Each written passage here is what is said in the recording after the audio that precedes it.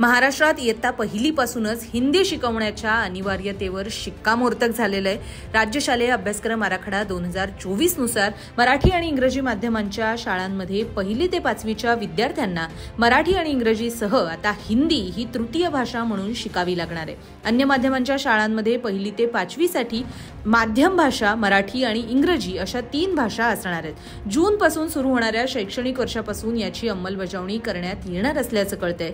दरम्यान नवे शैक्षणिक धोरण समोर आल्यापासूनच यावर विविधांगी प्रतिक्रिया समोर येत आहेत। राज्याचे मुख्यमंत्री देवेंद्र फडणवीस यांनी केंद्र सरकारच्या या धोरणाचं समर्थन करत महाराष्ट्रामध्ये लोकांना हिंदी सुद्धा शिकायला हवी, मात्र मराठी शिकण्याला कुठलीही तडजोड नाही अशी भूमिका मांडली आहे। तर दुसरीकडे मनसेचे प्रमुख राज ठाकरे यांनी या धोरणावरती अत्यंत संतप्त अशी प्रतिक्रिया दिली आहे। राज ठाकरेंनी आपल्या पोस्टमध्ये नेमकं काय म्हटलंय ते आपण पाहूया। राज्य शालेय अभ्यासक्रम आराखडा 2024 नुसार महाराष्ट्रात पहिलीपासूनच हिंदी ही भाषा अनिवार्य करण्यात आली। मी स्वच्छ शब्दात सांगतो की ही सक्ती महाराष्ट्र नवनिर्माण सेना खपवून घेणार नाही। केंद्र सरकारचं सध्या जे सर्वत्र हिंदीकरण करण्याचा प्रयत्न सुरू आहेत ते या राज्यात आम्ही यशस्वी होऊ देणार नाही। हिंदी ही काही राष्ट्रभाषा नाही, ती देशातील इतर भाषांसारखीच एक राज्यभाषा आहे। ती महाराष्ट्रात का म्हणून पहिलीपासून शिकायची?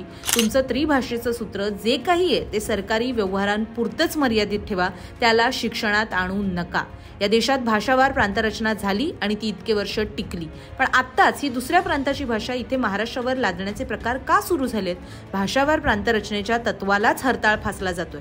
प्रत्येक भाषा ही सुंदरच असते आणि तिच्या जडणघडण्याच्या मागे एक दीर्घ इतिहास असतो, परंपरा असते आणि ती ज्या राज्याची भाषा असते त्या राज्यात तिचा सन्मान राखला गेलाच पाहिजे। महाराष्ट्रात जसा मराठीचा सन्मान इतर भाषिकांकडून राखला गेला पाहिजे तसा सन्मान इतर राज्यात त्या भाषेच्या सर्व भाषिकांकडून राखला गेला पाहिजे।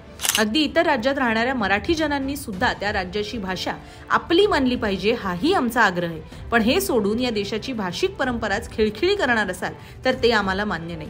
आम्ही हिंदू आहोत पण हिंदी नाही आहोत। महाराष्ट्रावर हिंदीकरणाचा मुलामा द्यायचा प्रयत्न कराल तर महाराष्ट्रात संघर्ष अटळ आहे। या सगळ्याकडे पाहिलं तर लक्षात येतं की सरकार हा संघर्ष मुद्दामून घडवून आणतंय।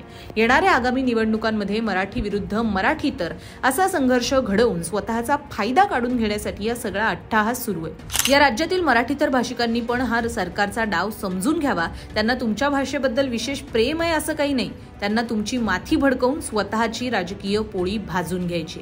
आता राज्याची आर्थिक स्थिती बिकट आहे, सरकारकडे योजनांसाठी पैसा शिल्लक नाहीये। मराठी तरुण तरुणी नोकरीच्या प्रतीक्षेत आहेत। कर्जमाफी करू असं निवडणुकीच्या आधी सांगितलं, पण पुढे ती केलीच नाही। त्यामुळे कर्जमाफीच्या आशेवर असलेला शेतकरीही निराश आहे। उद्योग जगताने महाराष्ट्राकडे पाठ फिरवल्याची स्थिती आहे। जेव्हा सांगण्यासारखं किंवा ठोस दाखवण्यासारखं काहीच नसतं तेव्हा फोडा आणि राज्य करा हा ब्रिटिशांचा मंत्र इथे वापरला जातोय अशी शंका यावी, अशीच पावलं सरकारकडून उचलली जातात। बरं, हिंदी भाषेची सक्ती महाराष्ट्रातच का?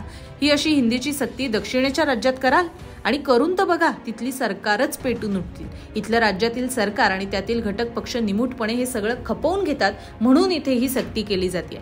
बाकीच्यांचं आम्हाला माहित नाही आणि आम्हाला देणं घेणं पण नाही, पण महाराष्ट्र नवनिर्माण सेना हे खपवून घेणार नाही। महाराष्ट्रात पहिलीपासून हिंदी भाषा शिकण्याची सक्ती इथे खपवून घेतली जाणार नाही। शालेय अभ्यासक्रमातील हिंदींची पुस्तकं दुकानांमध्ये विकूच दिली जाणार नाहीत आणि शाळांना देखील ती पुस्तकं विद्यार्थ्यांना वाटू दिली जाणार नाहीत याची नोंद शाळा प्रशासनाने घ्यावी। प्रत्येक राज्यात फक्त त्यांच्या राजभाषेचाच मान राखला गेला पाहिजे। उद्या सर्व राज्यांमध्ये मराठी भाषा पहिलीपासून शिकवाल का? नाही ना? मग ही जबरदस्ती इथेच का? हा मुद्दा ताणू नये असं माझं सरकारला आवाहन आहे। पण या आवाहनाला आव्हान देणार असाल आणि हिंदी लादणार असाल तर मात्र संघर्ष अटळ आहे आणि ज्याला फक्त सरकारच जबाबदार राहील। त्यामुळे सरकारने लोकभावनेचा आदर करत हा निर्णय मागे घेण्याचे आदेश द्यावेत। माझ्या महाराष्ट्रातील तमाम मराठी मातांना, भगिनींना आणि बांधवांना, तसंच माझ्या मराठी वर्तमानपत्रात आणि मराठी वृत्तवाहिन्यांमध्ये काम करणाऱ्या सर्व बांधवांना आणि भगिनींना ही विनंती आहे की यात कोणताही वादविवाद न करता याचा निषेध आणि विरोध करावा। आणि हो, महाराष्ट्रातील इतर राजकीय पक्षांना जर थोडं जरी मराठी भाषेबद्दल प्रेम असेल तर ते देखील याला विरोध करतील। आज भाषा सक्तीची करतायत, उद्या इतर सक्तीचे फतवे काढतील। म्हातारी मेल्याचं दुःख नाही पण काळ सुकावतो।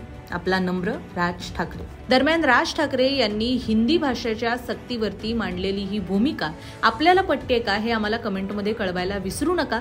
असेच नवनवीन व्हिडिओ पाहण्यासाठी लोकसत्ताच्या YouTube चॅनलला नक्की सबस्क्राईब करा। पाहत रहा लोकसत्ता लाईव्ह।